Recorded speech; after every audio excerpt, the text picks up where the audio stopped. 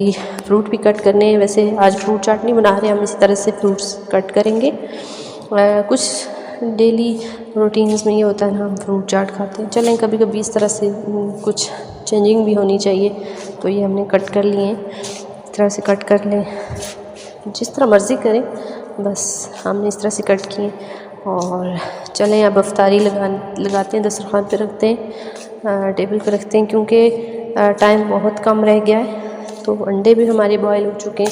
हमने अंडों को तकरीबन 10 मिनट बॉयल किया, क्योंकि हमें फुल बॉयल अंडे चाहिए थे। अगर आपने हाफ़ बॉयल करने हैं तो आप इनको 5 मिनट के लिए बॉयल करें, ठीक है।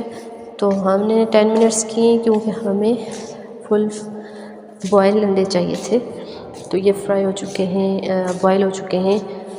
मैं पहले व्लॉग्स को जारी नहीं रख सकी क्योंकि इफ्तारी का टाइम हो गया था। तो अब इफ्तारी के बाद मैंने इसको कंटिन्यू किया है। तो ये है हमारा घर और बाहर का व्यू। अल्हम्दुलिल्लाह इफ्तारी बहुत अच्छी रही।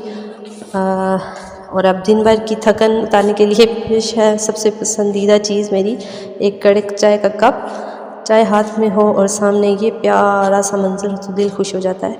बस यही थी आज मेरी छोटी सी रूटीन। अगर वीडियो पसंद आई हो तो लाइक ज़रूर कीजिएगा और मेरे चैनल को सब्सक्राइब करना मत भूलिएगा।